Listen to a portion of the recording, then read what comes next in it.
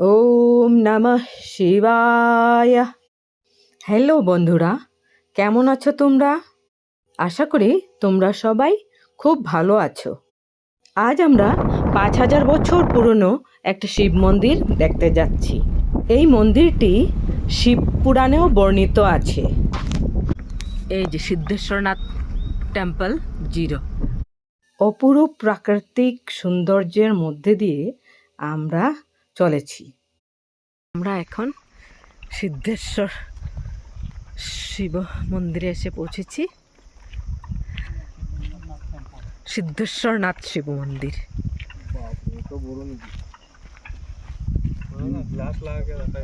কত সুন্দর এই শিব মন্দিরটি দেখো বন্ধুরা।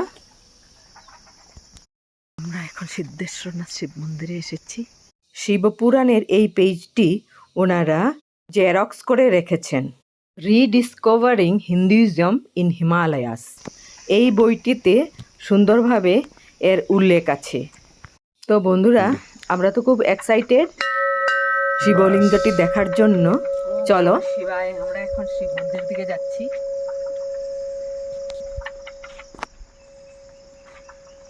দুরু দুরু বুকে আমরা সবাই শিবলিঙ্গের কাছে যাচ্ছি। এই দেখো বন্ধুরা, নন্দী মহারাজ। এই দেখো বন্ধুরা, মহারাজজির প্রথম দর্শন। এই যে কার্তিকেয়, মা পার্বতী,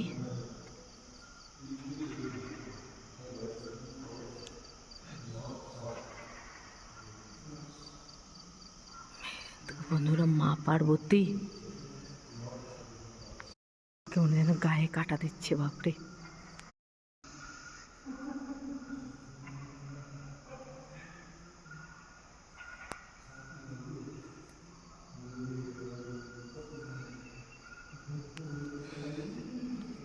এই যে কার্তিক ভগবান, সুরটা এখনো একটু একটু বোঝা যাচ্ছে। এটা হলো জলের কুণ্ড, পুরো নিচ থেকে জল আসছে। অন্ধকারে বোঝা যাচ্ছে না, কিন্তু জল আসছে। এটা মা গঙ্গা বলে।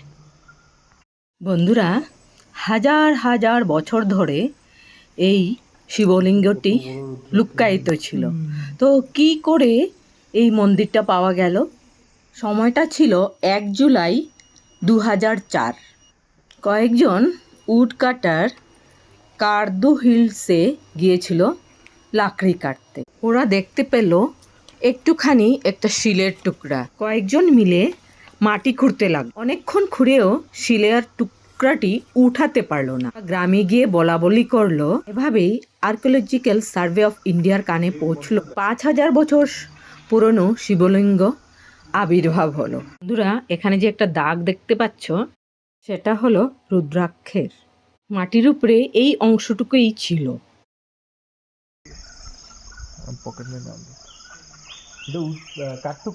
জিরো ভ্যালির একটা ইউনিক ধর্ম আছে, সেটা হলো দনিপল। আর শিব বাবার পতাকার সাথে দনিপল পতাকাও এখানে আমরা দেখতে পাই। যেখানে আছি এটা হলো কার্দু হিলস।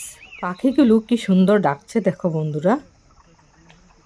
পূর্ব শিব মন্দিরটি দেখে আমরা চলেছি হোমস্টের দিকে।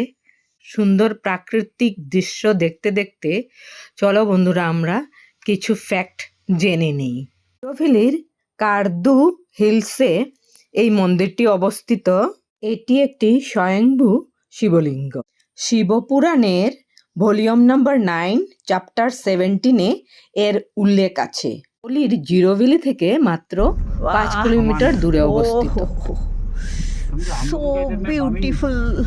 এই শিবলিঙ্গের উচ্চতা 25 ফুট এবং পাশে 22 ফুট। তো বন্ধুরা, সবাই ভালো থেকো, আর পারলে একবার ঘুরে এসো জিরো ভ্যালি। আমাদের আসাম থেকে তো বেশি দূরে নয়।